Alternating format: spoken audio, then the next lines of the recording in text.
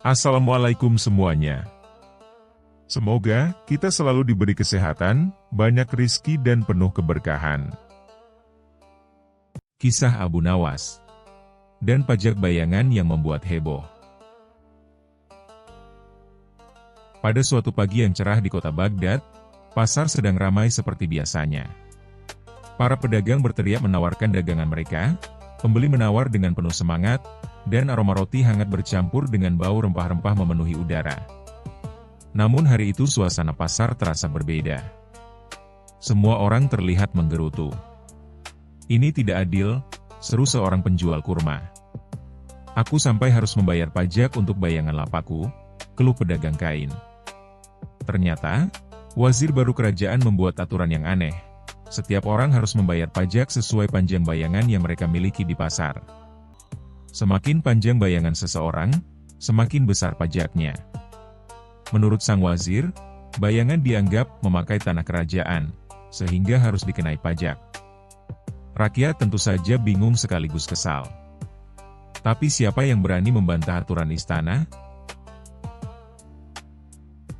Tak lama kemudian, kabar aneh ini sampai ke telinga Abu Nawas. Abu Nawas yang sedang duduk santai di depan rumahnya sambil menyeruput teh langsung tertawa terbahak-bahak. "Hahaha. Kalau begitu sebentar lagi mereka akan memungut pajak untuk udara yang kita hirup," katanya. Seorang tetangga mengeluh kepadanya. "Abu Nawas, aku ini pedagang kecil. Pagi-pagi bayanganku panjang sekali. Pajakku jadi mahal. Apa yang harus kulakukan?" Abu Nawas mengelus jenggotnya. "Mudah saja," katanya santai. "Besok datanglah ke pasar saat matahari tepat di atas kepala." Tetangga itu bingung. "Kenapa?" "Karena saat itu bayanganmu pendek. Pajaknya juga kecil." Keesokan harinya, banyak pedagang mengikuti saran Abu Nawas. Mereka datang ke pasar saat siang hari, ketika bayangan hampir tidak terlihat. Petugas pajak menjadi kebingungan. "Mana bayangan kalian?" tanya mereka. "Tidak ada," jawab para pedagang dengan polos. Petugas itu marah dan segera melaporkan kejadian tersebut kepada wazir. Wazir merasa dipermalukan. Ia yakin semua ini pasti ulah Abu Nawas. Akhirnya Abu Nawas dipanggil ke istana oleh raja. Di ruang singgasana, wazir langsung menunjuk Abu Nawas dengan wajah merah. "Tuanku Raja, orang ini telah menghasut rakyat agar menghindari pajak kerajaan." Raja menatap Abu Nawas dengan penasaran. "Benarkah begitu, Abu Nawas?" Abu Nawas menunduk hormat. "Hamba tidak menghasut siapapun, tuanku. Hamba hanya membantu rakyat memahami aturan wazir." "Bagaimana maksudmu?" tanya raja. Abu Nawas tersenyum. Wazir berkata bahwa bayangan memakai tanah kerajaan. Jadi tentu saja rakyat berusaha membuat bayangan mereka sekecil mungkin agar tidak banyak memakai tanah kerajaan. Beberapa orang di istana mulai menahan tawa. Namun Abu Nawas belum selesai. "Tapi kalau tuanku berkenan," lanjutnya, "hamba punya usulan agar pajak bayangan ini lebih adil." Wazir menyeringai. "Silakan. Aku ingin mendengar kebodohanmu." Abu Nawas lalu berkata dengan sangat serius. "Mulai besok, sebaiknya istana juga membayar pajak bayangan." Ruangan menjadi hening. "Bayangan istana sangat besar, tuanku. Bayangan menara istana bahkan menutupi setengah kota saat matahari terbenam." Para pejabat istana mulai tertawa kecil. Wajah wazir langsung pucat. Abu Nawas melanjutkan dengan wajah polos. "Kalau rakyat harus membayar pajak bayangan kecil mereka, tentu bayangan besar milik istana harus membayar pajak yang jauh lebih besar." Sekarang semua orang di ruangan itu tertawa keras. Bahkan raja sampai memegang perutnya. "Hahaha. Abu Nawas, kau benar sekali." Raja lalu menatap wazir. Sepertinya aturan pajak bayangan ini memang tidak masuk akal. Wazir hanya bisa menunduk malu. Akhirnya raja memutuskan menghapus pajak bayangan dan memperingatkan wazir agar tidak membuat aturan yang aneh-aneh lagi. Sementara itu, rakyat Baghdad bersorak gembira ketika mendengar kabar tersebut. Di pasar, para pedagang kembali berdagang dengan tenang. Seorang pedagang bertanya pada Abu Nawas, "Bagaimana kau bisa memikirkan hal itu?" Abu Nawas tersenyum sambil meminum tehnya. "Kadang cara terbaik melawan kebodohan," katanya santai, "adalah dengan menunjukkan kebodohan itu sendiri." Pesan moral. Kisah ini mengajarkan bahwa kekuasaan tanpa kebijaksanaan bisa menghasilkan aturan yang tidak masuk akal dan merugikan banyak orang. Abu Nawas menunjukkan bahwa kecerdasan, humor, dan keberanian berkata benar dapat membuka mata penguasa terhadap kesalahan mereka. Terkadang, cara paling ampuh untuk melawan sesuatu yang tidak logis bukan dengan kemarahan, tetapi dengan kecerdikan. Kisah selanjutnya. Kisah Abu Nawas dan tipuan logika. Di sebuah kerajaan besar yang terkenal makmur, hiduplah seorang raja yang sangat bangga pada satu hal, logikanya sendiri. Sang raja sering berkata di hadapan para menteri, "Aku mungkin bukan raja paling tampan, tapi aku adalah raja paling logis di dunia." Para menteri mengangguk-angguk cepat, bukan karena setuju, tapi karena takut gaji dipotong. Setiap hari, raja senang membuat pertanyaan jebakan logika untuk menguji rakyatnya. Siapa yang gagal menjawab, akan dihukum membersihkan kandang unta kerajaan, pekerjaan yang baunya bisa membuat orang lupa tujuan hidup. Suatu pagi, raja berseru, "Panggil Abu Nawas ke istana." Mendengar namanya dipanggil, Abu Nawas menghela napas panjang. Biasanya kalau raja memanggil, antara mau memberi hadiah atau mau menjebak. Dan pengalaman bilang, yang kedua lebih sering. Di balairung istana, raja duduk tegak dengan wajah penuh kemenangan sebelum bertanding. "Abu Nawas," seru raja. "Aku dengar kau terkenal cerdas. Mari kita uji." Abu Nawas membungkuk hormat. "Hamba siap, Yang Mulia. Tapi hamba mohon, jangan libatkan kandang unta." Raja tersenyum licik. "Ini mudah. Jawablah dengan logika. Jika kau gagal, kau bersihkan kandang unta selama sebulan." Para menteri menelan ludah. Raja melanjutkan, "Jika aku bertanya sesuatu, dan kau menjawab jujur, kau dihukum. Tapi jika kau menjawab bohong, kau juga dihukum. Sekarang, katakan, apakah jawabanmu ini bohong?" Balairung langsung hening. Para menteri saling pandang. Seorang pengawal bahkan sudah membayangkan bau kandang. Abu Nawas mengelus janggutnya. "Menarik, logika Yang Mulia sungguh rumit." Raja tersenyum puas.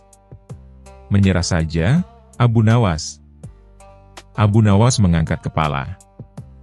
"Baik. Hamba jawab begini. Jawaban hamba ini benar jika Yang Mulia salah, dan salah jika Yang Mulia benar." Raja terdiam. "Apa maksudmu?" Abu Nawas melanjutkan dengan tenang. "Jika hamba jujur, berarti hamba bohong. Jika hamba bohong, berarti hamba jujur. Maka satu-satunya yang pasti adalah, pertanyaan Yang Mulia tidak bisa dijawab tanpa menjebak diri sendiri." Balairung mulai berbisik. "Kalau begitu," raja berpikir keras, "berarti kau lolos?" Abu Nawas tersenyum. "Secara logika Yang Mulia sendiri, iya." Raja memijat pelipisnya. "Tunggu. Jika aku menghukummu, berarti aku salah. Tapi jika aku tidak menghukummu, berarti kau benar. Tapi kalau kau benar, berarti aku kalah." Raja berdiri dan berteriak. "Ini tidak logis." Abu Nawas berkata sopan, "Ampun, Yang Mulia. Justru ini terlalu logis." Para menteri menahan tawa. Seorang menteri bahkan pura-pura batuk agar tidak tertawa keras. Akhirnya raja menghela napas panjang. Baik. Aku kalah hari ini. Raja lalu berkata. Sebagai gantinya, aku perintahkan, mulai sekarang, jangan semua masalah diselesaikan dengan logika saja. Abu Nawas tersenyum lebar. Hamba setuju, Yang Mulia. Kadang akal perlu ditemani kebijaksanaan. Abu Nawas pulang dengan selamat, tanpa mencium bau kandang unta sedikit pun. Sejak hari itu, raja menjadi lebih berhati-hati membuat teka-teki, dan para menteri tidur lebih nyenyak. Pesan moral. Logika itu penting, tapi jika digunakan untuk menjebak orang lain, bisa berbalik menjebak diri sendiri. Kecerdasan sejati bukan hanya soal berpikir rumit, tapi juga memahami batas akal dan keadilan. Orang bijak tidak merasa perlu menang dalam setiap perdebatan. Kisah selanjutnya. Kisah Abu Nawas dan ambisi hidup abadi. Di sebuah negeri makmur yang terkenal dengan istana megah, taman-taman indah, dan dapur kerajaan yang tidak pernah kehabisan daging panggang, hiduplah seorang raja yang sesungguhnya sudah memiliki segalanya. Hartanya melimpah, rakyatnya patuh, para menterinya selalu mengangguk, dan setiap pagi ia bangun dengan kasur empuk yang lebih lembut dari awan. Namun, justru karena memiliki segalanya, sang raja mulai memikirkan satu hal yang belum ia miliki. Keabadian. Suatu pagi, saat bercermin dan menemukan satu helai rambut putih di janggutnya, raja terkejut bukan main. "Apa ini?" teriaknya. "Usia mulai menyerangku." Para pelayan langsung berlutut ketakutan. Seorang tabib kerajaan maju dengan hati-hati. "Tuanku, rambut putih adalah tanda kebijaksanaan." "Tidak," potong raja. "Itu tanda aku akan mati." Sejak hari itu, raja berubah drastis. Ia menolak makan makanan berminyak, minum ramuan aneh buatan tabib, bahkan tidur sambil memeluk buku berjudul 1000 Cara Hidup Lebih Lama. Namun semua usaha itu tidak membuatnya tenang. Setiap malam ia bermimpi dikunjungi malaikat maut yang mengetuk pintu istana sambil berkata, "Tuanku, waktumu hampir habis." Akhirnya raja mengumumkan sayembara besar. "Siapapun yang bisa memberiku rahasia hidup selamanya," serunya, "akan kujadikan orang terkaya di negeri ini." Sejak itu istana dipenuhi orang-orang aneh, dukun palsu, tabib gadungan, bahkan seorang pria yang mengaku bisa hidup 1000 tahun karena tidak pernah mandi. Semua gagal. Sampai seorang menteri berbisik, "Tuanku, bagaimana kalau memanggil Abu Nawas?" Raja terdiam. Nama itu seperti pisau bermata dua. Abu Nawas memang cerdik, tapi sering membuat raja terlihat bodoh di depan umum. Namun karena putus asa, raja mengangguk. "Panggil dia. Tapi awasi." Abu Nawas datang dengan langkah santai, sorban putihnya sedikit miring, janggut hitamnya disisir asal-asalan, dan senyum khas yang selalu membuat orang curiga. "Ampun tuanku," katanya sambil membungkuk. "Hamba mendengar tuanku ingin hidup selamanya." "Benar," kata raja bersemangat. "Apakah kau tahu caranya?" Abu Nawas mengelus janggutnya lama sekali, sampai raja hampir batuk karena menunggu. "Ada, tuanku," katanya akhirnya. Raja melonjak dari singgasananya. "Benarkah? Katakan. Aku akan memberimu emas sebanyak yang kau mau." Abu Nawas mengangguk pelan. "Tapi caranya sangat sulit." "Tak masalah. Sangat menyiksa. Aku siap." Dan belum tentu berhasil. Raja mulai ragu. "Cepat katakan."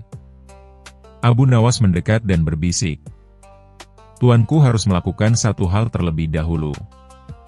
"Apa itu?" "Tuanku harus mengubur diri tuanku sendiri." Istana langsung gempar. "Apa? Mengubur diriku?" teriak raja. "Ya, tuanku, Jawab Abu Nawas tenang. Karena semua orang yang hidup selamanya, belum pernah mati. Raja terdiam. Para menteri saling pandang, tidak tahu harus marah atau kagum. Abu Nawas, kata raja dengan suara mengancam, apakah kau sedang mempermainkanku? Tidak, tuanku, jawab Abu Nawas polos.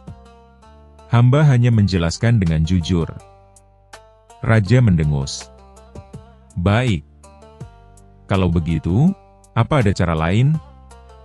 Abu Nawas tersenyum. Ada, tuanku. Cara kedua lebih aman. Cepat katakan.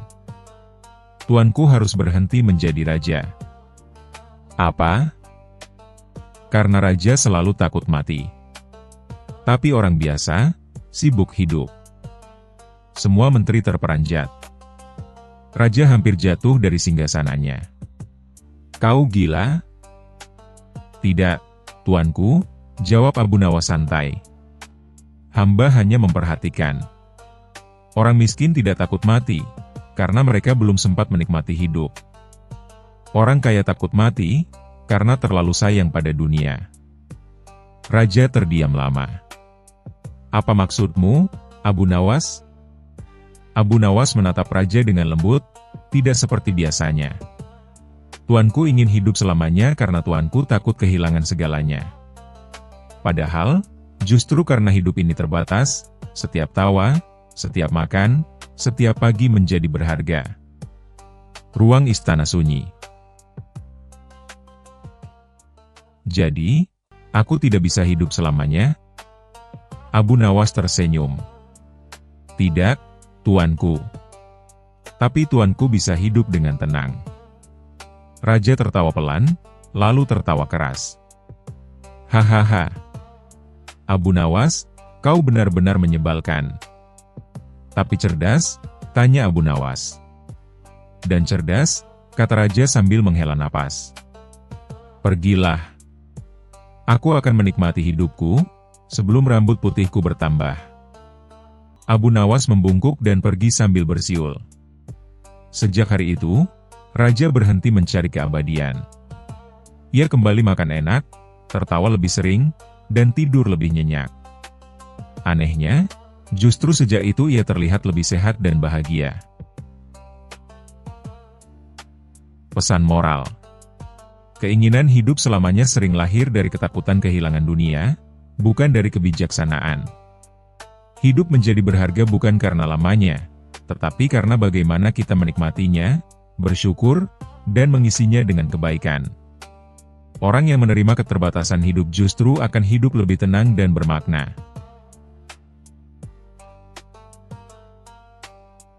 Kisah selanjutnya. Kisah Abu Nawas dan teka-teki paling mustahil. Di suatu pagi yang cerah, cerahnya sampai burung pun bernyanyi lebih nyaring daripada biasanya. Abu Nawas bangun dengan perasaan yang sangat tenang. Hari itu ia merasa dunia begitu damai, sampai terdengar suara dentuman keras dari luar jendela rumahnya. Beraak! Abu Nawas terlonjak kaget. Siapa pula yang membuat keributan sepagi ini? Gumamnya sambil menyambar sorbannya. Saat ia membuka pintu rumah, ternyata dua penjaga istana berdiri dengan wajah yang sangat tegang, seolah-olah mereka sedang dikejar singa lapar. Abu Nawas, Yang Mulia Raja memanggilmu. Ini sangat darurat, seru mereka. Darurat apa? Istana kebakaran? Kuda raja mogok? Atau koki istana tidak sengaja memasukkan garam satu karung ke sup? Tanya Abu Nawas santai. Penjaga hanya menggeleng panik. Lebih parah dari itu. Abu Nawas mengangkat alis. Apa yang bisa lebih parah dari sup satu karung garam? Sesampainya di istana, raja terlihat mondar-mandir seperti ayam kehilangan arah. Jubahnya hampir tersangkut di kaki sendiri. Begitu melihat Abu Nawas datang, raja langsung berteriak. Abu Nawas, aku butuh otakmu yang licin seperti belut. Ini, bencana. Abu Nawas menunduk hormat. Hamba siap, Baginda. Apa yang terjadi? Raja menunjuk sebuah gulungan besar di meja. Ini teka-teki dari raja negeri sebelah. Ia menantangku untuk menjawabnya dalam 3 hari. Jika aku tidak bisa, aku akan dipermalukan di seluruh negeri. Abu Nawas mengambil gulungan itu. Penjaga istana di belakang sudah menelan ludah berkali-kali. Teka-teki itu berbunyi. Apa yang datang tanpa pernah bergerak, pergi tanpa pernah melangkah, selalu hadir tapi tidak bisa disentuh, dan hilang saat dicari? Abu Nawas mengerutkan dahi. Ia membaca lagi. Lalu lagi. Lalu lagi. 3 kali membaca, ia masih tidak menemukan jawabannya. Ia menatap raja. Ini, teka-teki paling ngawur yang pernah aku lihat, Baginda. Raja menepuk dahinya. Makanya aku memanggilmu. Abu Nawas keluar dari istana sambil memikirkan teka-teki itu. Ia mencoba mencari jawabannya dari berbagai tempat, dengan cara yang makin lama makin konyol. Di pasar, Abu Nawas bertanya pada penjual terong. Menurutmu apa jawabannya? Tanya Abu Nawas. Penjual terong langsung menjawab yakin. Jelas terong. Terong datang setiap hari ke pasar tanpa bergerak dari ladang. Dan kalau dicari kadang hilang. Abu Nawas menepuk wajahnya. Ini orang, lapar atau apa? Di pinggiran Baghdad, Abu Nawas bertanya pada anak kecil. Anak kecil itu menjawab. Jawabannya, mimpi. Mimpi datang saat kita tidur. Abu Nawas hampir percaya sampai anak itu menambahkan. Dan mimpi bisa dimakan kalau kamu cepat. Abu Nawas terdiam. Sejak kapan mimpi bisa dimakan? Di gang sempit, Abu Nawas mendekati seekor kucing gemuk. Kucing yang bijak, apa jawabannya? Kucing itu hanya mengeong panjang, lalu pergi. Abu Nawas mengangguk-angguk bijak. Luar biasa. Bahkan kucing pun tidak mau menanggapi teka-teki ini. Malam terakhir, Abu Nawas duduk di tepi sungai. Ia melihat bayangannya di air. Tiba-tiba bayangan itu hilang, terhapus riak air. Hah? Hilang saat dicari. Ia mendengar suara angin malam. Tidak terlihat, tapi datang dan pergi. Tidak bisa disentuh. Abu Nawas langsung berdiri. Aku tahu jawabannya. Atau setidaknya, sesuatu yang cukup cerdas untuk menipu raja negeri sebelah.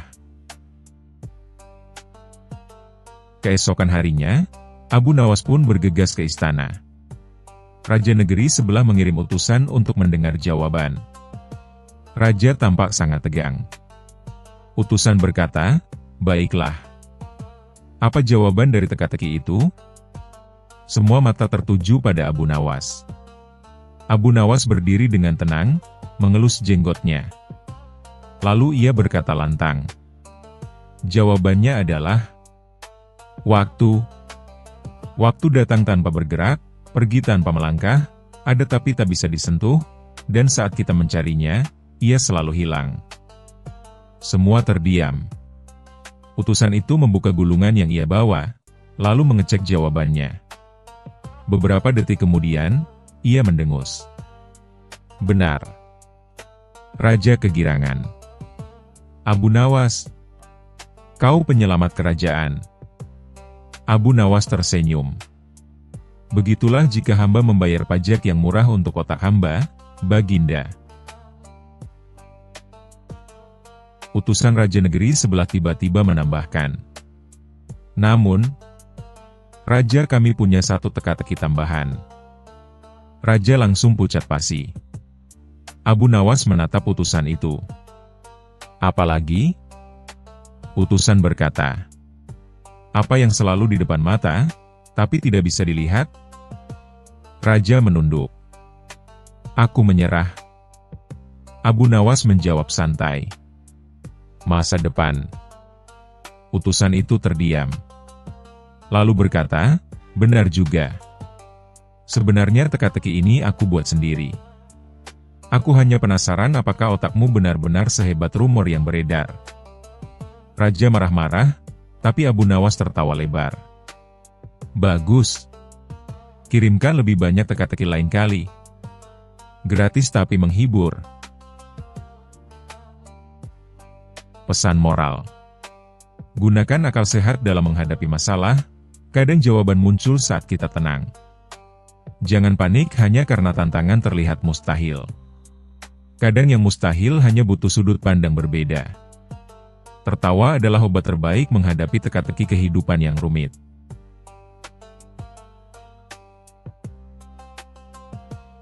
Kisah selanjutnya. Kisah Abu Nawas dan pertaruhan mustahil. Di suatu pagi yang tenang di negeri Baghdad, raja tiba-tiba bosan. Sangat bosan. Begitu bosan sampai beliau menghitung ubin lantai istana 2 kali. Raja pun memanggil penasihat, menteri, bahkan penjaga pintu. Tapi tidak ada yang bisa menghiburnya. Sampai ia teringat satu nama yang selalu berhasil membuat hidupnya lebih berwarna. Abu Nawas. Panggilkan si lelaki berkepala penuakal itu, perintah raja. Tak lama kemudian, Abu Nawas masuk sambil membungkuk hormat, mengenakan sorban putihnya yang khas, janggut hitam rapi, jubah putih dengan rompi tortilla, dan sandal sederhana yang letek di bagian tumit. Raja langsung tersenyum nakal. Abu Nawas, hari ini aku ingin bermain permainan kecil. Aku menantangmu dalam sebuah pertaruhan. Abu Nawas mengangkat alis. Pertaruhan apa, tuanku? Raja bangkit dari singgasananya, melangkah gagah seperti baru menemukan hobi baru.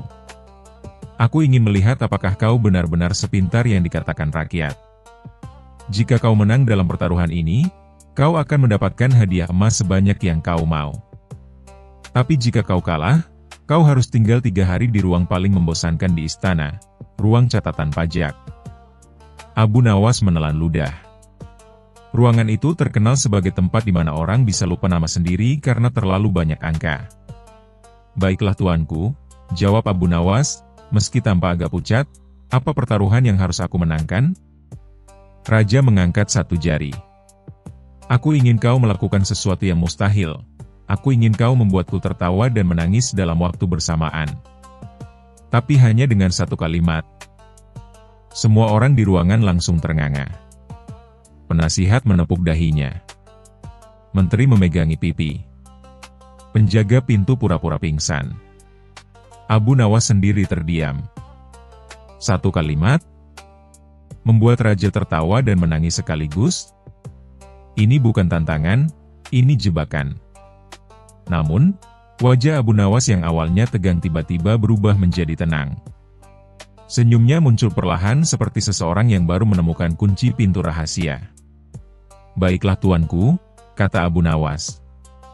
Izinkan saya berpikir sejenak. Raja mengangguk sambil berdeham, menunggu penuh semangat. Beberapa detik berlalu. Kemudian Abu Nawas membuka mulut dan berkata dengan lembut. Tuanku, pedang emas kesayangan Anda kini lebih tajam bila digunakan untuk memotong sayur kol. Raja terdiam. Para menteri terdiam. Penjaga pintu berhenti pura-pura pingsan. Lalu, raja tiba-tiba meledak tertawa. Hahaha. Pedang emas untuk motong kol? Abu Nawas, kau sungguh konyol. Tapi detik berikutnya, wajah raja berubah sendu. Wah, pedang emas kesayanganku, dipakai buat motong kol, harganya jadi turun. Oh tidak. Matanya berkaca-kaca. Dan dalam waktu bersamaan, raja tertawa sambil menangis. Para menteri terkejut. Para penjaga bingung. Para pelayan saling pandang seperti menonton drama komedi. Raja menyeka air matanya dan berkata, Abu Nawas, kau menang. Hanya kau yang bisa membuatku tertawa dan menangis sekaligus. Hebat. Sungguh hebat. Abu Nawas tersenyum santai. Terima kasih, tuanku. Terkadang yang mustahil hanya perlu sedikit bumbu kenyelenehan. Raja mengangguk sambil memegangi perut karena masih tertawa. Baiklah Abu Nawas. Ambil emas sebanyak yang kau inginkan. Abu Nawas membungkuk sopan, lalu mendekat dan berkata, Tuanku, saya hanya ingin secukupnya saja. Yang penting saya tidak harus masuk ruang catatan pajak. Semua orang kembali tertawa. Bahkan penjaga pintu yang baru sadar ikut cekikikan. Hari itu, istana kembali hidup. Dan seperti biasa, penyelamatnya adalah satu orang. Abu Nawas, sang ahli kelicikan yang ramah. Pesan moral. Kecerdikan seringkali mengalahkan hal-hal yang terlihat mustahil. Dengan kreativitas dan keberanian, bahkan tantangan paling sulit pun bisa diatasi. Kisah selanjutnya. Kisah Abu Nawas dan penyamaran raja. Di sebuah negeri yang makmur namun penuh keanehan, hiduplah seorang raja yang punya kebiasaan unik, hobi menyamar turun ke kota. Bukan untuk melakukan tugas kenegaraan, bukan pula untuk memeriksa rakyat, melainkan karena ia senang sekali menguping, mengintip, dan menguji orang-orang tanpa diketahui. Raja ini sering memakai pakaian compang-camping, atau bahkan berdandan sebagai pedagang kurma yang cerewet. Para pengawal sudah hafal kebiasaan beliau, tapi rakyat? Tidak ada yang pernah benar-benar tahu siapa orang aneh yang sering muncul di pasar itu. Hanya satu orang yang selalu membuat sang raja penasaran. Abu Nawas, si cerdas penuh kelicikan yang selalu bisa mengetahui tipu daya siapapun, bahkan tipu daya raja sendiri.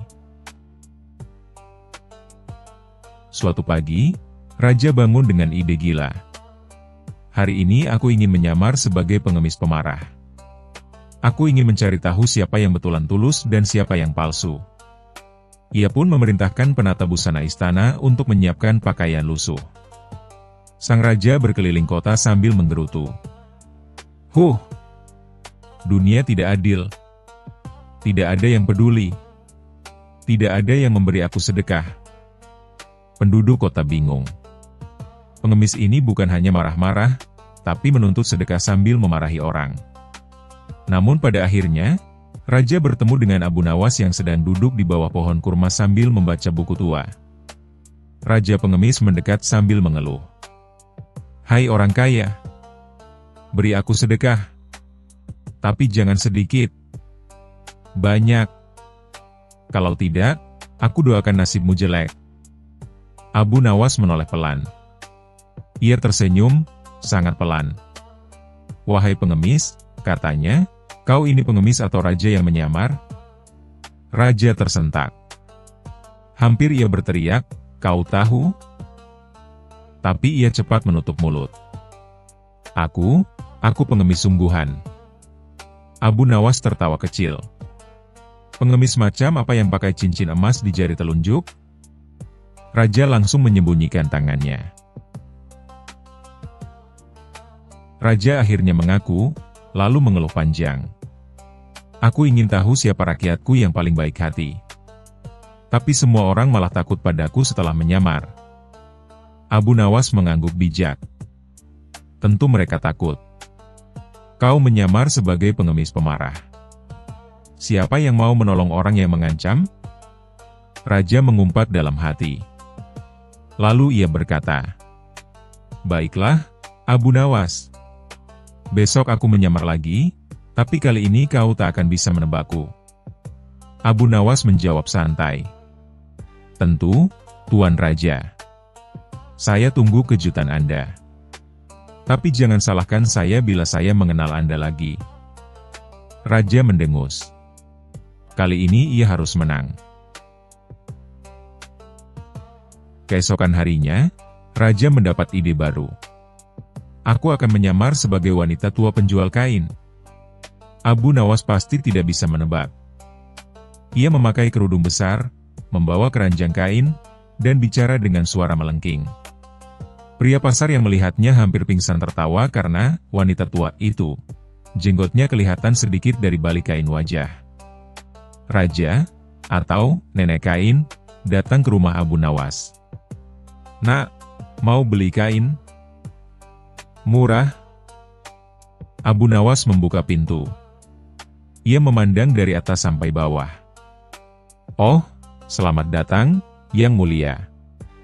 Raja kaget sampai keranjang kainnya hampir jatuh. Apa? Bagaimana kau tahu?" Abu Nawas menepuk bahu sang raja. "Ciri-ciri wanita tidak punya jenggot tebal, Yang Mulia." Raja langsung menepuk wajahnya, lupa bahwa janggutnya belum dicukur. Raja menyerah pada penyamaran acak. "Baiklah, Abu Nawas. Kali ini kau boleh menantangku. Apa yang harus kulakukan agar tidak ketahuan?" Abu Nawas tersenyum licik. "Sederhana, Yang Mulia. Besok pergilah ke kota dengan penyamaran apapun yang Anda mau. Jika saya berhasil menemukan Anda harus memberi saya hadiah. Tapi jika saya tidak bisa menemukan Anda, saya yang memberi hadiah kepada Anda." Raja langsung setuju. Malam itu, Raja tidak bisa tidur. Ia memikirkan penyamaran paling sempurna. Esoknya, Raja memakai penyamaran yang benar-benar berbeda. Ia memakai rambut dan janggut palsu warna putih. Menukar pakaian dengan pelayan istana. Mengubah cara bicara menjadi suara serak pelaut. Bahkan ia menaruh arang di wajah agar terlihat lebih gelap. Dan ia membawa keranjang ikan busuk agar tak ada yang mau mendekat. Raja yakin, Abu Nawas tidak akan menemukan aku kali ini. Ia menyelinap ke antara keramaian pasar. 5 menit berlalu. 10 menit berlalu. Setengah jam berlalu. Tidak ada Abu Nawas. Raja tersenyum puas. Tiba-tiba, ada yang memegang bahunya. Raja berbalik, dan itu Abu Nawas, tersenyum lebar. "Yang Mulia, penyamaran Anda bagus. Sangat bagus. Tapi tidak cukup." Raja bengong. "Bagaimana kau bisa tahu itu aku?" Abu Nawas tertawa. "Karena tidak ada warga yang mau membawa ikan busuk kecuali Anda yang sedang berusaha terlihat seperti rakyat biasa." Raja memandang keranjang ikan busuknya dengan tatapan getir. Akhirnya Raja mengangkat tangan pasrah. "Abu Nawas, aku menyerah." "Bagaimana kau bisa selalu tahu itu aku?" Abu Nawas menjawab lembut. "Yang Mulia, Anda boleh mengubah wajah, pakaian, suara, atau bau ikan sekalipun. Tapi ada satu hal yang tidak bisa Anda samarkan." Raja menelan ludah. "Apa?" Abu Nawas menunjuk dada sang raja. "Cara Anda berjalan." Setiap raja selalu berjalan dengan rasa percaya diri. Bahkan saat menyamar menjadi pengemis pemarah, Anda tetap berjalan seperti pemilik negeri ini. Raja terdiam lama. Lalu ia tertawa keras, sampai keranjang ikan busuknya jatuh ke tanah. "Abu Nawas, kau menang. Sekarang katakan hadiahnya." Abu Nawas tersenyum penuh hormat. "Saya hanya meminta satu hal, Yang Mulia. Jika ingin mengetahui rakyat, datangi mereka sebagai diri Anda sendiri. Jalan yang paling jujur adalah tanpa penyamaran." Raja terharu. "Kau memang penasihat paling cerdik yang kumiliki." Pesan moral. Tidak perlu menjadi orang lain untuk menemukan kebenaran. Kejujuran selalu membawa kita pada pemahaman yang lebih dalam daripada penyamaran. Kisah selanjutnya. Kisah Abu Nawas dan Pulau Misterius. Di sebuah pagi yang cerahnya sampai membuat ayam kampung pun malas berkokok, Abu Nawas sedang duduk santai di bawah pohon kurma sambil memainkan batu kecil. Tak ada yang ia lakukan, selain mencoba memantulkan batu itu ke tanah dan menghitung berapa kali memantul. Batu itu memantul sekali, 2 kali, lalu hilang di telan pasir. Bahkan batu saja bisa menghilang. Apalagi masalah hidup, gumam Abu Nawas sambil tersenyum. Belum sempat ia mencari batu lain, seorang utusan kerajaan datang terburu-buru. "Abu Nawas, Raja memanggilmu. Ini sangat penting." "Kalau sangat penting, kenapa kau masih di sini?" Utusan itu hanya terdiam sambil menatap Abu Nawas dengan ekspresi bingung. Abu Nawas dibawa ke istana. Raja terlihat gelisah, berjalan mondar-mandir sambil membawa gulungan peta besar. "Abu Nawas, aku mendapat kabar bahwa ada sebuah pulau misterius di tengah laut sana," ujar sang raja penuh semangat. Abu Nawas mengangguk tenang. "Lalu masalahnya apa, Paduka?" Raja membuka gulungan peta itu dengan dramatis. "Masalahnya, tidak ada satupun pelaut yang bisa menemukan pulau itu. Setiap kali didekati, pulau itu hilang. Seolah-olah pulau itu tidak ingin ditemukan." Abu Nawas mengelus janggutnya. "Mungkin pulaunya pemalu, Paduka." Raja menatapnya tajam. "Aku ingin kau menemukannya. Aku ingin jadi raja pertama yang memiliki pulau yang tidak bisa ditemukan." "Kalau tidak bisa ditemukan, bagaimana Paduka bisa memilikinya?" tanya Abu Nawas polos. Raja terdiam. "Itu pertanyaan sulit. Pokoknya temukan. Kalau berhasil, kau akan diberi hadiah emas 1 keranjang. Kalau gagal, ya, kau tahu prosedur kerajaan." Abu Nawas menelan ludah. Ia tahu prosedurnya, hukuman aneh yang selalu berubah sesuai mood raja. Abu Nawas diberi 1 kapal, 3 pelaut, dan 1 koki yang tidak pernah tersenyum. "Kenapa kokinya tidak pernah tersenyum?" tanya Abu. Pelaut menjawab, "Karena masakannya sendiri saja tidak enak." Abu Nawas langsung berdoa keras-keras meminta keselamatan. Perjalanan dimulai. Angin bertiup kencang, ombak menggulung, dan koki tetap memasak makanan yang membuat semua orang mual. Konon ikan-ikan pun berenang menjauh setiap kali mencium aroma masakannya. Setelah 3 hari berlayar, mereka melihat sesuatu di kejauhan. "Abu, itu ada pulau," teriak pelaut. Dan benar saja, tampak sebuah pulau kecil berwarna hijau. Tapi ketika kapal semakin dekat, pulaunya lenyap. Hilang begitu saja, seperti mimpi siang bolong. "Wah," gumam Abu Nawas. "Pulaunya lebih pandai sulap daripada tukang sulap istana." Mereka mencoba lagi keesokan harinya. Pulau muncul, lalu hilang. Muncul, hilang. Bahkan koki yang biasanya tidak peduli apapun sampai ikut bingung. Setelah 2 minggu, persediaan makanan yang tidak enak itu mulai menipis. Pelaut mulai putus asa, koki mulai panik, dan Abu Nawas tetap santai seperti biasanya. "Baik," kata Abu Nawas akhirnya. "Kita ubah cara berpikir. Selama ini kita mencari pulau yang tidak bisa ditemukan, berarti tugas kita adalah tidak menemukannya." Pelaut bingung. "Bagaimana caranya tidak menemukan pulau?"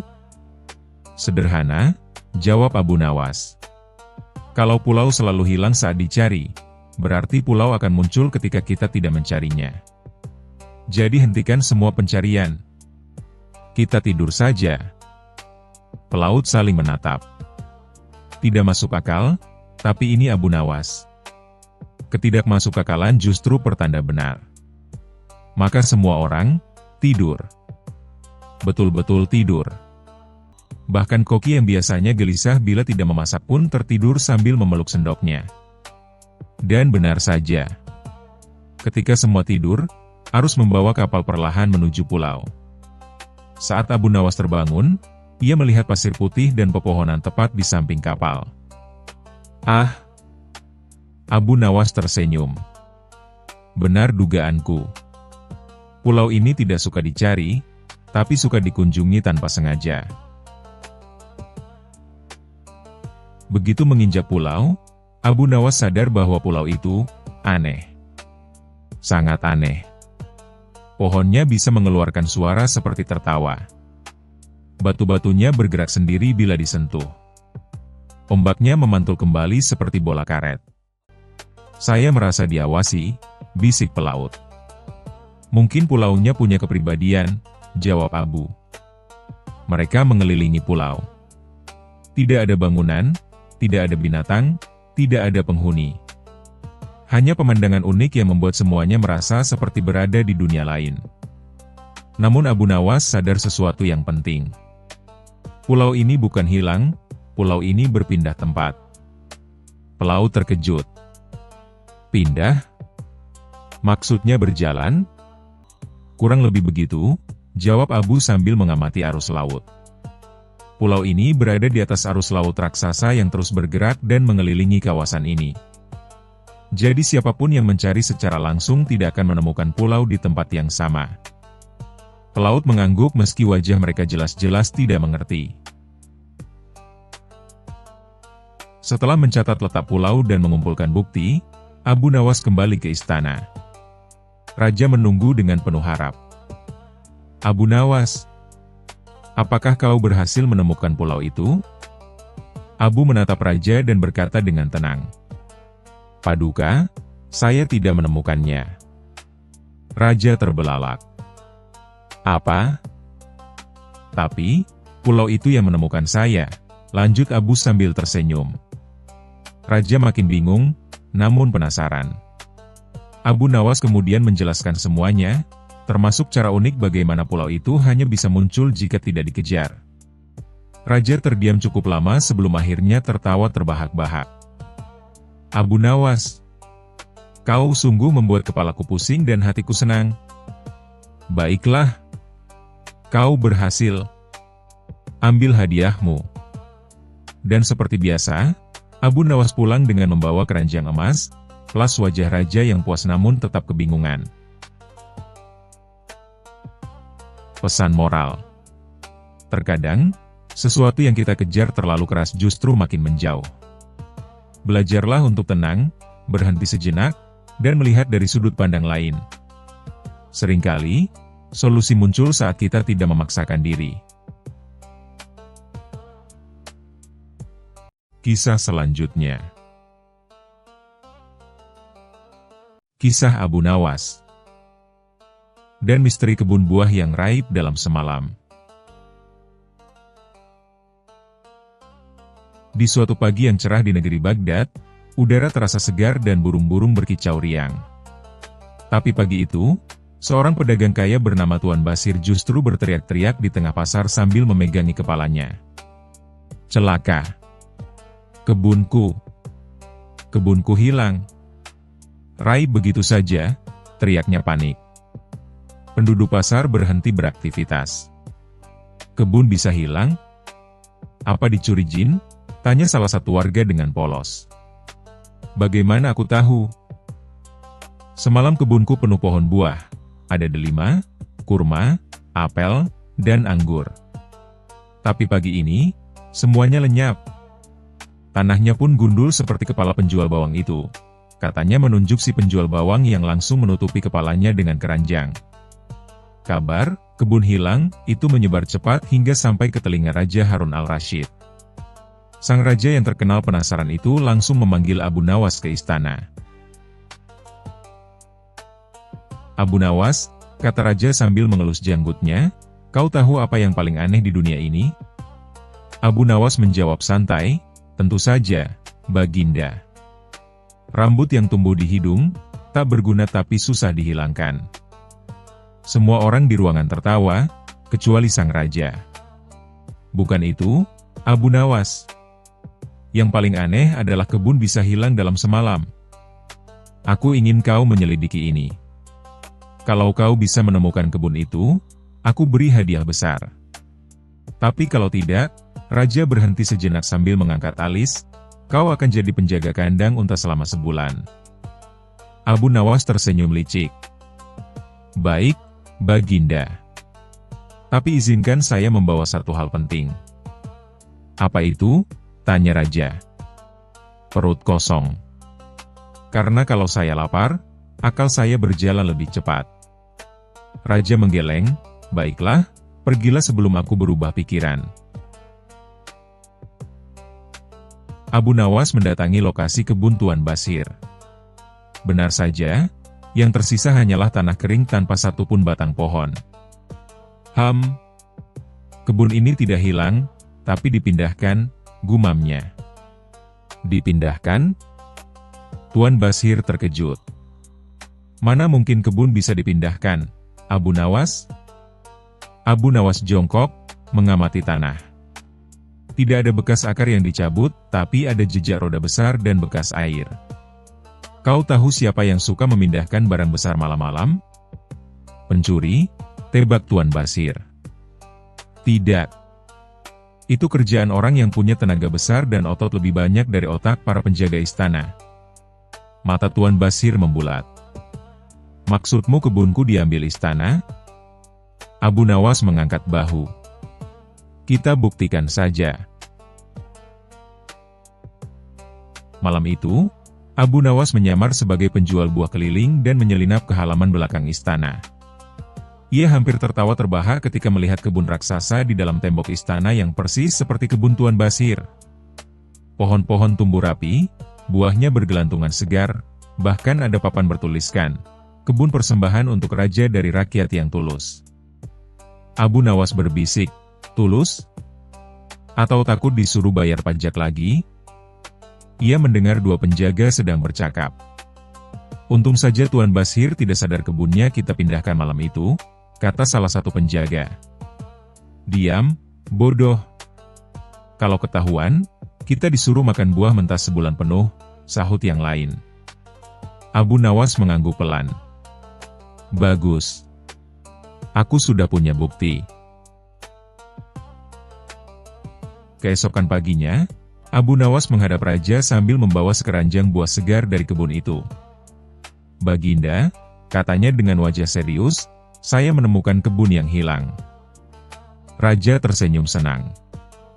Benarkah? Di mana? Di tempat yang sangat sulit dijangkau oleh manusia biasa. Di mana itu? Tanya raja makin penasaran. Di balik tembok keangkuhan, jawab Abu Nawas pelan sambil menatap mata sang raja. Raja mengerutkan kening. Apa maksudmu? Abu Nawas menaruh keranjang buah di meja. Buah-buah ini dari kebun yang katanya hilang.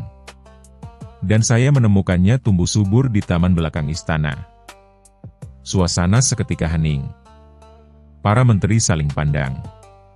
Penjaga istana menelan ludah. Raja memandang Abu Nawas lama sekali, lalu akhirnya tertawa terbahak-bahak. Jadi kebun itu dipindahkan ke istanaku, ya? Luar biasa. Siapa yang melakukannya? Abu Nawas menjawab santai, rakyat Baginda, yang berpikir kalau mempersembahkan kebunnya akan membuat Baginda lebih bahagia. Tapi ternyata Baginda lebih bahagia saat mengetahui kebenaran. Raja tertawa sambil bertepuk tangan. Kau memang tak pernah gagal, Abu Nawas. Baiklah, kebun itu akan dikembalikan kepada Tuan Basir, dan para penjaga yang memindahkannya akan memanen buah selama sebulan tanpa boleh makan satupun. Penjaga yang berdiri di sudut ruangan langsung pucat pasi. Beberapa hari kemudian, kebun Tuan Basir sudah kembali seperti semula. Ia memeluk Abu Nawas dengan gembira. Terima kasih, Abu Nawas. Kau menyelamatkan kebunku. Abu Nawas tersenyum sambil menggigit buah delima. Tidak apa-apa. Lagi pula, kalau kebun bisa hilang begitu saja, bagaimana dengan uang sewa rumahku? Jangan-jangan besok ikut hilang juga. Semua orang yang mendengar tertawa terbahak-bahak. Dan sejak hari itu, Tuan Basir setiap minggu mengirim sekeranjang buah ke rumah Abu Nawas. Tapi tentu saja, Abu Nawas tak pernah lupa untuk berkata, kalau kebunmu hilang lagi, jangan panggil jin. Panggil Abu Nawas saja. Kebenaran tak selalu bisa disembunyikan, bahkan di balik tembok istana sekalipun. Dan kecerdikan seringkali lebih kuat dari kekuasaan.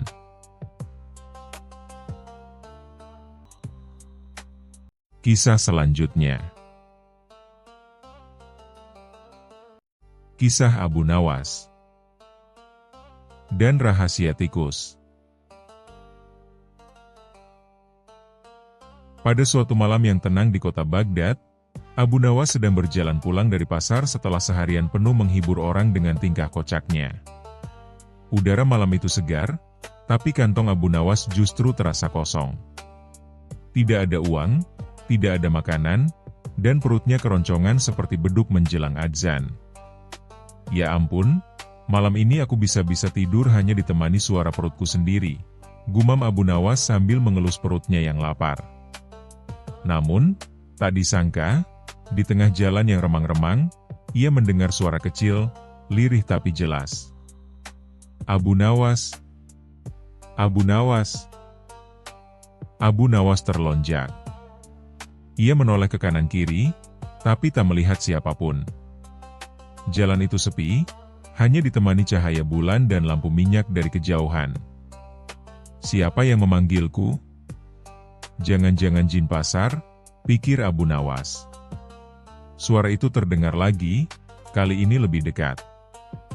Aku di sini, di dekat kakimu, jangan sampai kau menginjakku. Abu Nawas menunduk, dan alangkah terkejutnya ia mendapati seekor tikus kecil berbulu abu-abu dengan mata bulat hitam sedang menatapnya.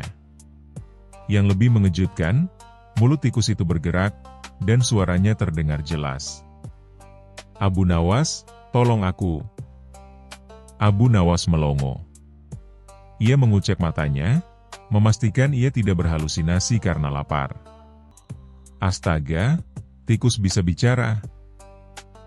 Wah, ini pasti mimpi aneh atau aku kebanyakan makan bawang goreng kemarin.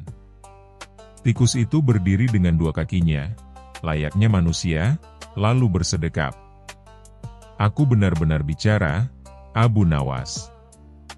Aku bukan tikus biasa. Aku dikutuk oleh seorang penyihir jahat.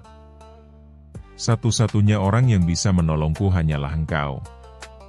Abu Nawas mengelus janggutnya, mencoba menahan tawa. Hahaha. Jadi sekarang aku bukan hanya sahabat rakyat, tapi juga sahabat tikus? Baiklah, apa yang kau butuhkan dariku? Tikus itu menunduk lesu. Aku hanya ingin dibebaskan dari kutukan. Tapi untuk itu, aku harus tinggal di rumahmu beberapa hari. Setelah kutukan hilang, aku akan memberimu harta karun yang sangat banyak. Mata Abu Nawas langsung berbinar. Kata, harta karun, membuat semangatnya naik 2 kali lipat. Wahai tikus tukang ngoceh, baiklah. Silakan ikut ke rumahku. Tapi ingat, kalau kau berbohong, jangan salahkan aku kalau kau kujadikan sate tikus dengan bumbu kecap. Hari-hari berikutnya rumah Abu Nawas berubah total. Biasanya sepi, kini penuh suara tikus yang cerewet. Tikus itu ternyata bukan hanya bisa bicara, tapi juga sangat suka mengomel. Abu Nawas, kenapa atap rumahmu bocor? Airnya menetes mengenai bulu indahku. Abu Nawas, masakanmu terlalu asin. Kau kira lidah tikus tak bisa merasakan garam? Abu Nawas, bajumu itu sudah robek. Bagaimana mungkin sahabat tikus sehebat aku tinggal dengan manusia berpakaian compang-camping? Abu Nawas sampai garuk-garuk kepala. Ya Allah, tikus ini lebih bawel dari istri tetanggaku yang suka gosip. Kalau begini caranya, aku bisa gila. Abu Nawas tak pernah mengusirnya. Ia ingat janji sang tikus tentang harta karun. Walau setiap malam Abu Nawas harus mendengarkan ocehan tikus sampai telinganya panas, ia tetap sabar. Suatu malam, Raja Harun al-Rasyid mendengar kabar aneh dari rakyatnya. Baginda, ada tikus berbicara yang tinggal bersama Abu Nawas. Raja penasaran.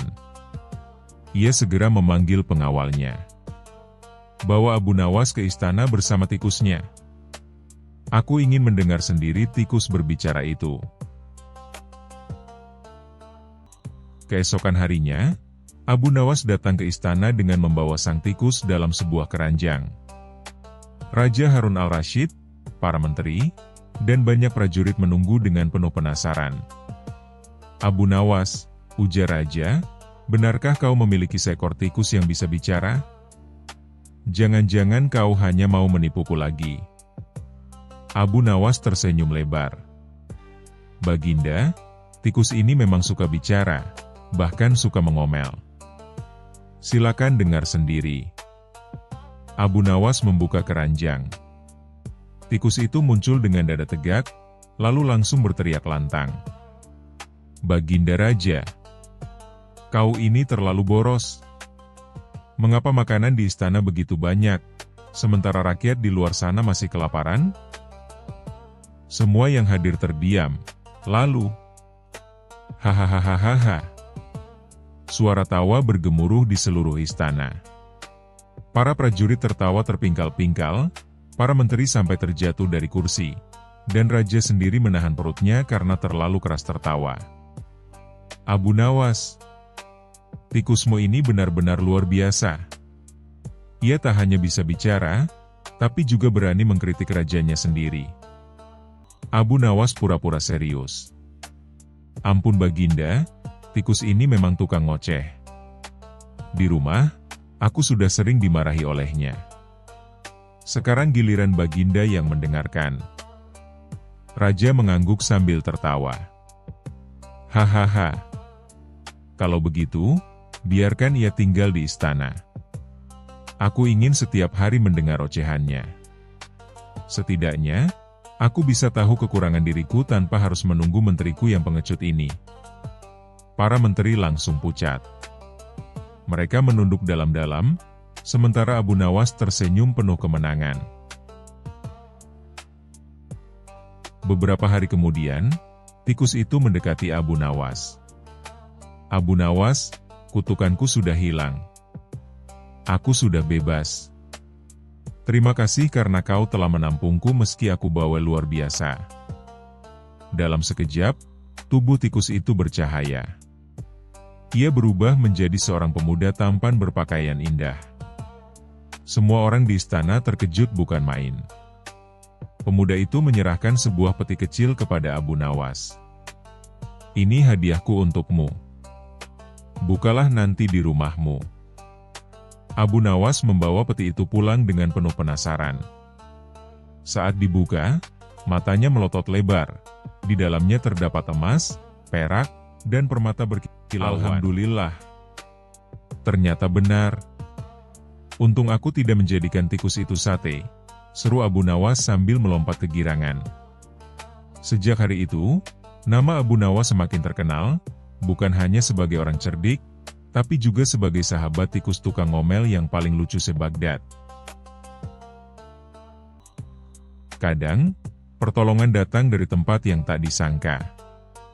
Bahkan makhluk kecil yang tanpa remeh bisa membawa keberkahan besar. Dan tentu saja, jangan remehkan tikus yang bisa bicara, apalagi kalau cerewetnya melebihi tetangga. Kisah selanjutnya. Kisah Abu Nawas dan gelas ajaib. Di negeri Baghdad yang selalu ramai dengan hiruk-pikuk pasar, kelakar para pedagang, dan intrik para bangsawan, muncul lagi kisah kocak sang pujangga yang licik sekaligus cerdas, Abu Nawas.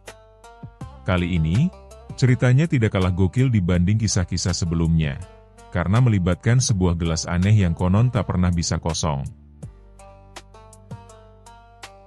Suatu pagi yang cerah, Abu Nawas sedang duduk di depan rumahnya sambil menyeruput teh hangat. Tiba-tiba datang seorang pedagang keliling yang suka menjual barang-barang aneh. Dengan penuh semangat, si pedagang berteriak, "Wahai orang-orang Baghdad, hari ini aku membawa benda ajaib. Sebuah gelas yang tak akan pernah kosong walaupun kau minum sebanyak apapun." Orang-orang langsung berkerumun. Sebagian ada yang melongo, sebagian lain tertawa tidak percaya. Abu Nawas yang mendengar teriakan itu langsung tertarik. Kalau benar ada gelas yang tak pernah kosong, pasti bisa jadi alat bikin pusing banyak orang, atau justru jadi penyelamat perut lapar, gumamnya sambil mengelus janggut hitamnya. Ia pun mendekati pedagang. "Tuan pedagang, berapa harga gelas anehmu itu?" Pedagang menjawab dengan gaya dramatis, "Untukmu, Abu Nawas, hanya 10 keping emas." Abu Nawas tertawa terbahak, "10 keping emas? Untuk sebuah gelas? Bahkan untuk harga segitu, aku bisa beli kambing, ayam, dan beras sekarung. Jangan bercanda." Namun pedagang itu pintar memancing rasa penasaran. Ia menuangkan air ke dalam gelas, lalu diminum setengahnya. Ajaibnya, air di gelas itu tetap penuh. Orang-orang berteriak kaget, sebagian ternganga seperti melihat jin keluar dari botol. Abu Nawas pun tercengang. "Astaga! Kalau aku punya ini, aku bisa minum gratis seumur hidup. Bahkan mungkin bisa bikin raja bingung." Akhirnya, setelah tawar-menawar yang alot, Abu Nawas berhasil mendapatkan gelas itu hanya dengan 3 keping emas. Plus bonus teriakan pedagang yang kesal karena ditawar habis-habisan. Malam itu, Abu Nawas mencoba gelas itu sendiri di rumah. Ia menuangkan teh, lalu diminum. Benar saja, air teh itu tidak pernah habis. Ia minum, dan tetap penuh. Abu Nawas senang, tapi juga bingung.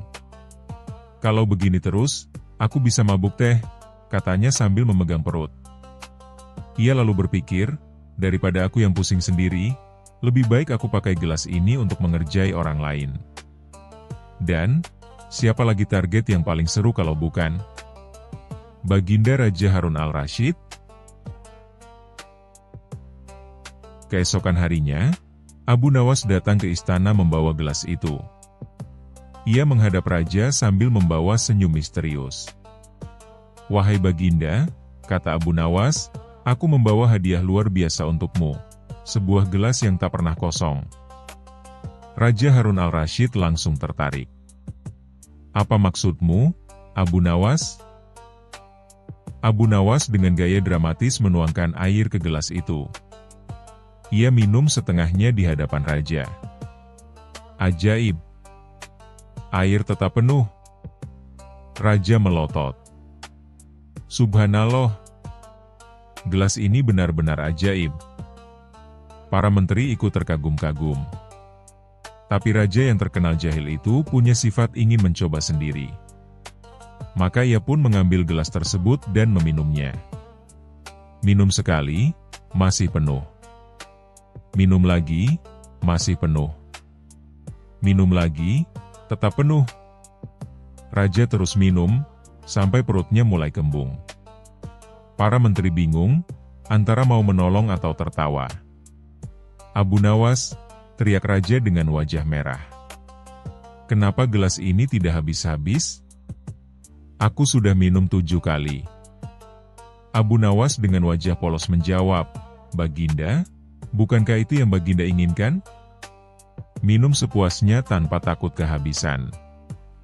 Semua orang di istana tertawa terbahak, sementara raja mulai menyesal karena perutnya terasa seperti balon yang siap meledak.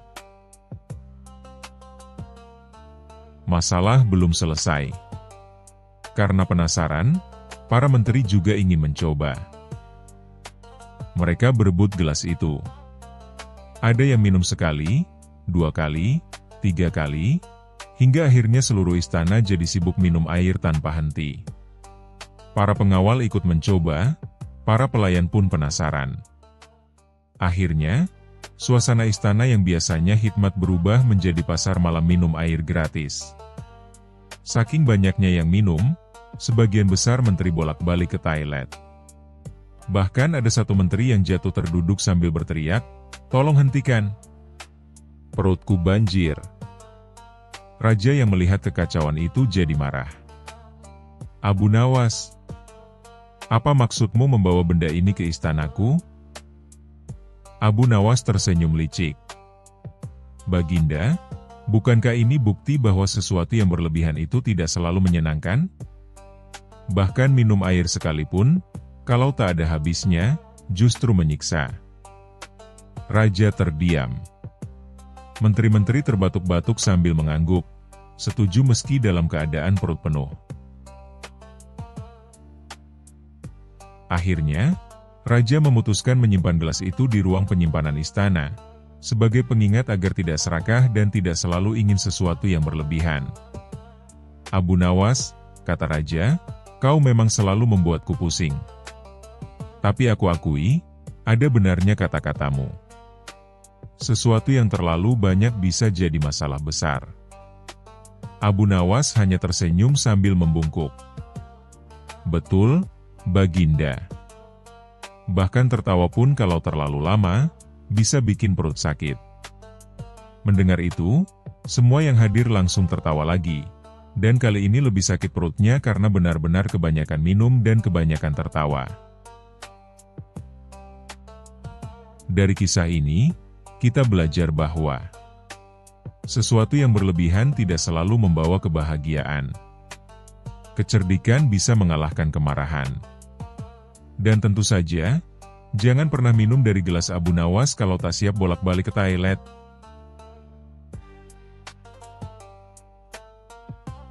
Kisah selanjutnya. Kisah Abu Nawas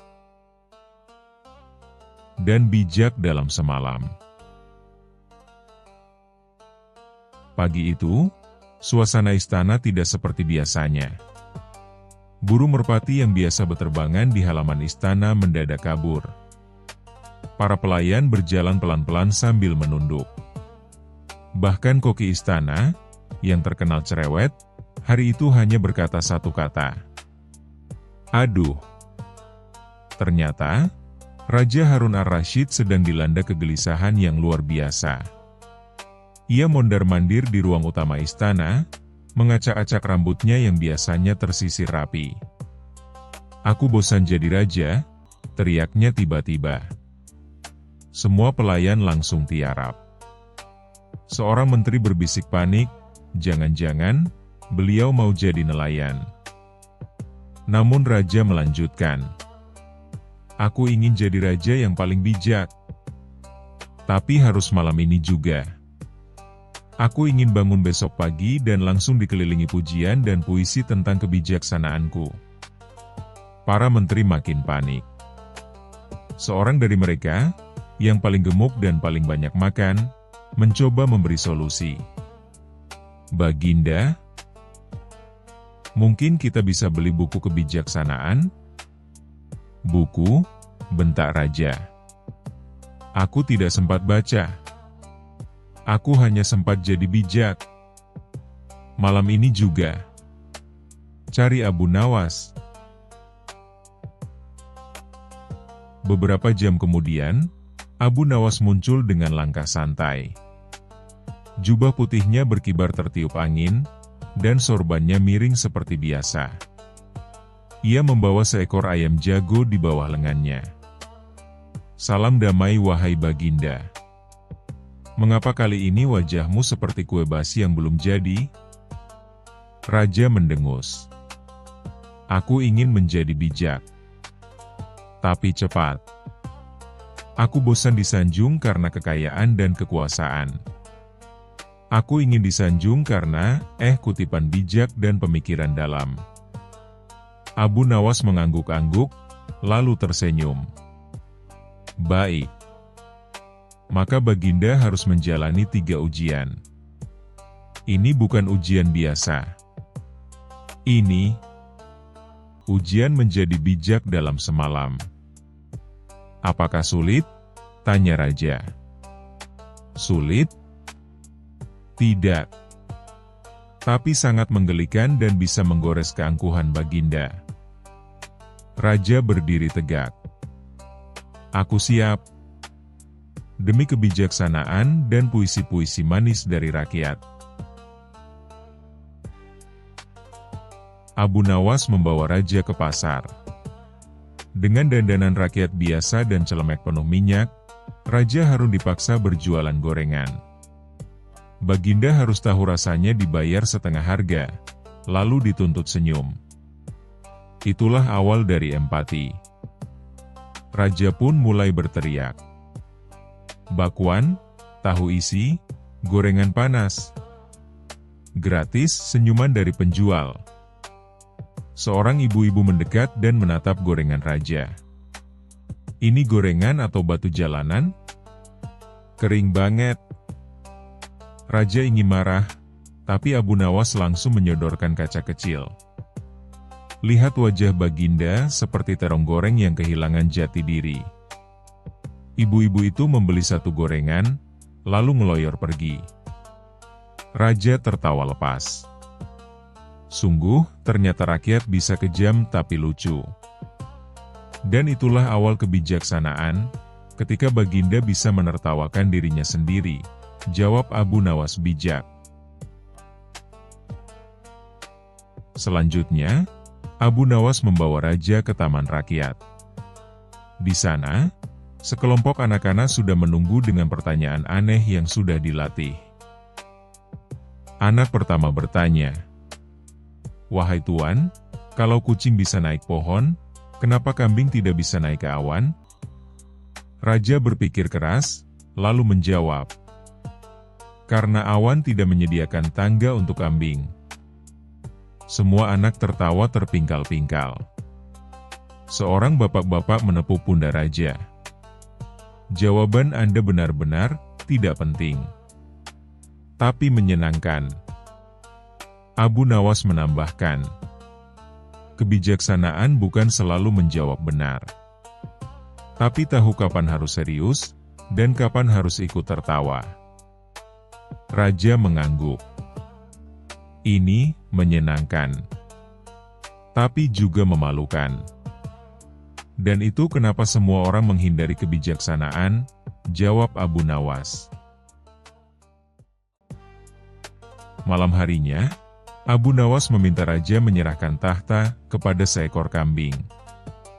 Di aula istana, seekor kambing duduk di atas singgasana mengenakan mahkota kertas. Para menteri dipaksa membungkuk dan berkata, "Salam, Paduka yang mulia." Beek. Raja duduk di bawah singgasana, memegang kipas, dan melihat semua dengan mata berkaca-kaca karena tertawa. "Abu Nawas ini gila," katanya. Justru itu. Ketika Baginda tahu tahta bisa digantikan kambing, maka Baginda telah melewati ujian terakhir, melepaskan keangkuhan. Tiba-tiba kambing buang kotoran di karpet istana. Dan itu pelajaran bonus, jangan beri kekuasaan pada yang tak tahu aturan. Keesokan paginya, Raja Harum berdiri di balkon istana dan berkata kepada rakyat, "Aku bukan lagi hanya raja. Aku pernah jual gorengan, menjawab pertanyaan anak-anak aneh, bahkan disingkirkan oleh kambing. Maka hari ini, aku bukan hanya raja, tapi raja yang pernah menjadi kalian." Rakyat bersorak. Seorang penyair berkata, "Duhai raja bijak, engkau laksana tahu isi, digoreng dalam minyak kehidupan, dan kini renyah dalam pemikiran." Dan sejak hari itu, setiap kali raja mulai bertindak aneh, semua orang berkata, "Tenang, mungkin beliau sedang ikut ujian bijak lagi." Sementara itu, Abu Nawas duduk di taman sambil makan gorengan. Ia tersenyum dan bergumam, "Siapa bilang bijak harus serius?"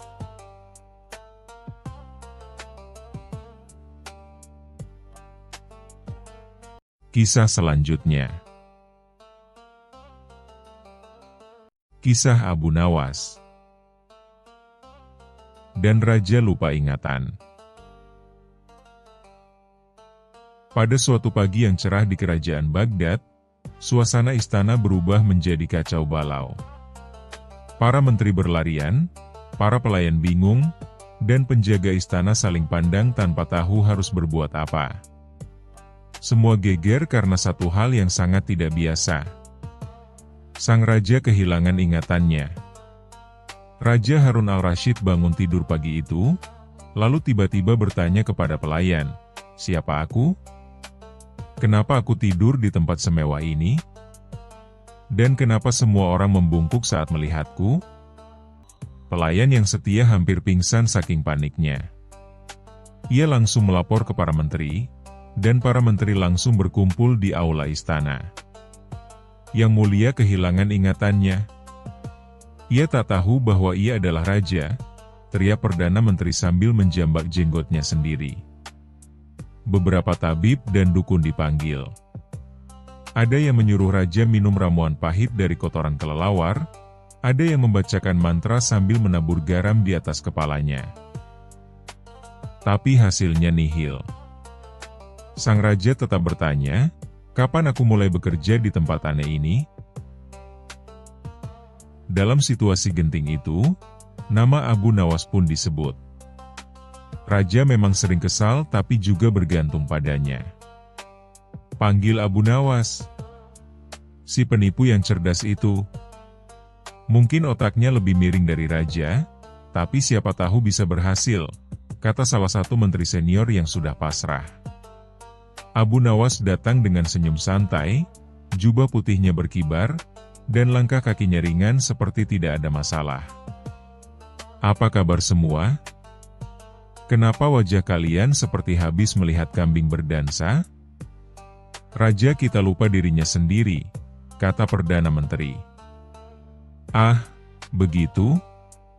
Mungkin ini saatnya Raja menemukan siapa dirinya dari sudut pandang yang baru," kata Abu Nawas sambil mengusap dagunya. Keesokan harinya, Abu Nawas mendatangi Raja, yang kini duduk di singgasana tapi bingung sendiri kenapa semua orang melayaninya seperti bayi keramat.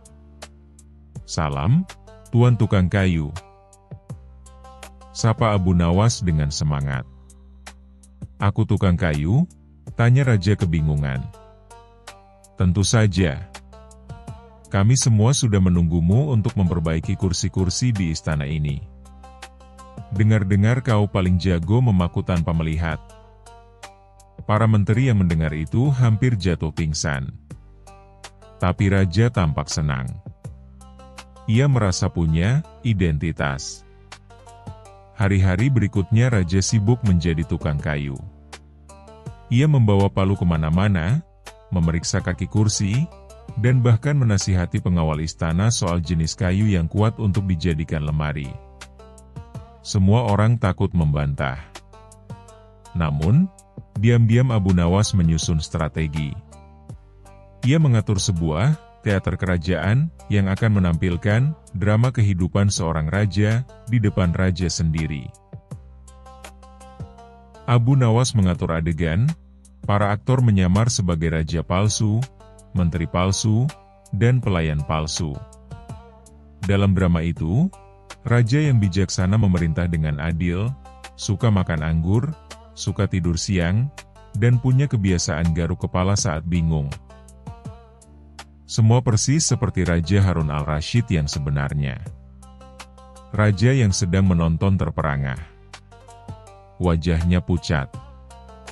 Tangannya mulai gemetar. Dan tiba-tiba ia berteriak, itu aku. Itu kebiasaanku. Aku raja." Semua orang bersorak. Para menteri menari. Penjaga menangis. Dan Abu Nawas hanya mengangguk santai. Namun, masih ada efek samping. Keesokan harinya, Raja memang ingat kembali siapa dirinya. Tapi, ia juga jadi sedikit kebingungan tambahan. Ia sekarang percaya bahwa dirinya adalah dua orang, seorang raja dan seorang tukang kayu. "Sediakan aku 1 jam sehari untuk memperbaiki kursi. Aku suka pekerjaan itu," tita sang raja dengan bangga. Abu Nawas tertawa geli. "Bagus juga. Setidaknya kalau istana rusak, kita tidak perlu panggil tukang dari luar." Dan sejak hari itu, Istana Baghdad menjadi satu-satunya istana di dunia yang dipimpin oleh seorang raja yang juga tukang kayu. Pesan moral. Terkadang, cara paling lucu dan tak terduga bisa menyembuhkan hal yang paling rumit, apalagi kalau ada Abu Nawas.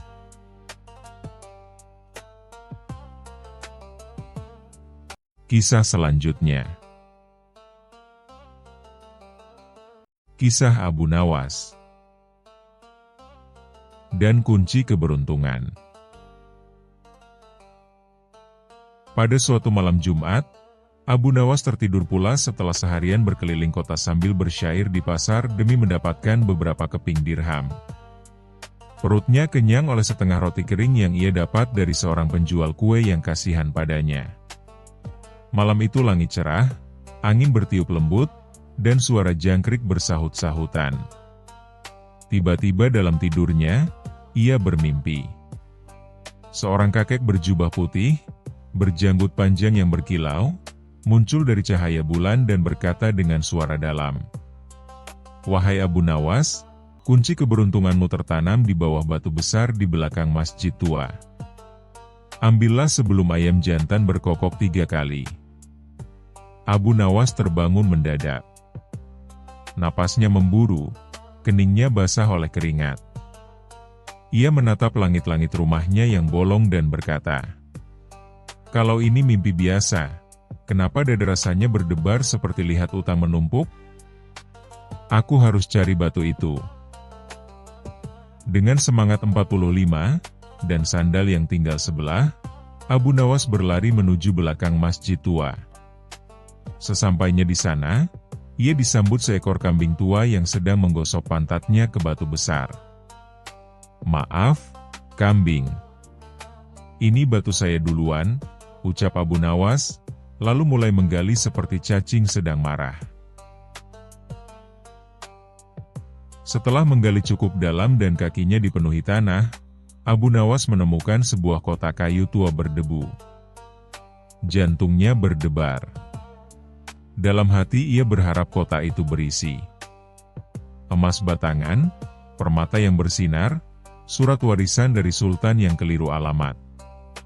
Tapi begitu dibuka, isinya hanya sebuah kunci besi tua dan sepucuk kertas lusuh bertuliskan, "Kunci ini akan membuka jalan rezekimu, jika kau dapat membuat raja tertawa hingga berlinang air mata." Abu Nawas melongo. Membuat raja tertawa sampai keluar air mata? Itu tugas berat. Terakhir yang coba melawak di hadapan raja malah disuruh jaga kandang unta di gurun.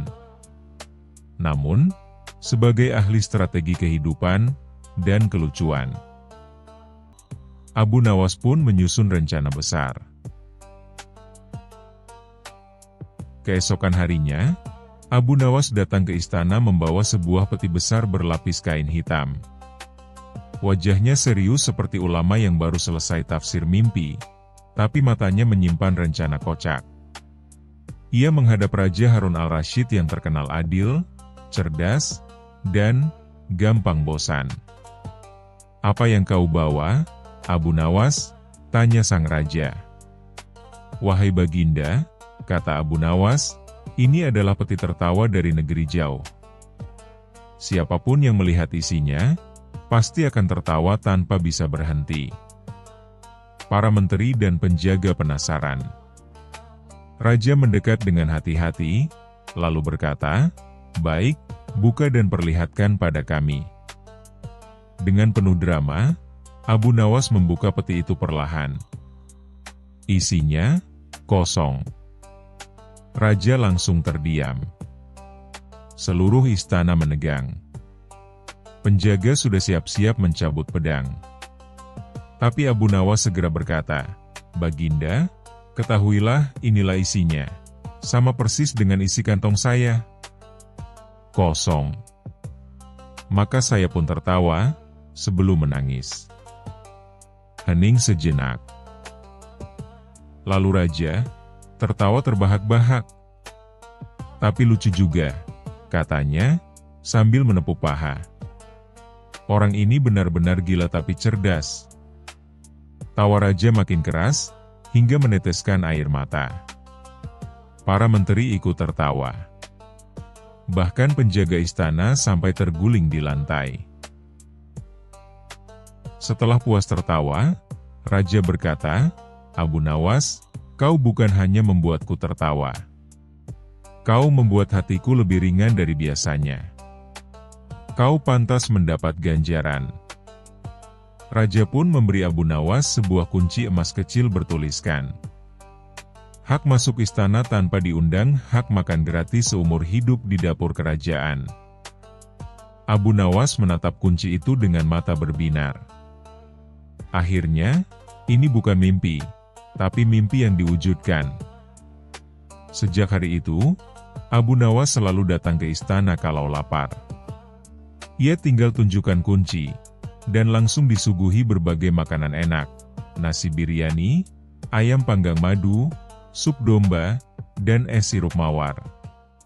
Tapi tentu, setiap kali ia datang, raja selalu minta satu hal. "Abu Nawas, sebelum makan, bikin aku ketawa dulu." Dan tentu saja, Abu Nawas selalu berhasil. Bahkan suatu hari ia membuat raja tertawa hanya dengan berkata, "Saya mau puasa makan, tapi hanya di hari yang tidak ada hurufannya." Beberapa tahun kemudian, seorang pemuda bertanya pada Abu Nawas, "Wahai Abu Nawas, apakah benar kunci itu membawa keberuntunganmu?" Abu Nawas tertawa kecil dan menjawab, "Bukan kunci ini yang membawa rezeki, tapi lidah yang bisa melucu, hati yang tulus, dan keberanian untuk mencoba hal yang tak masuk akal. Kunci ini cuma bonus." Sejak itu, nama Abu Nawas kembali menjadi legenda. Tidak hanya sebagai penipu ulung dan cendekia nyeleneh, tapi juga sebagai pembuka rezeki lewat tawa. Karena tawa adalah kunci yang bisa membuka pintu-pintu yang bahkan kunci besi tak bisa buka.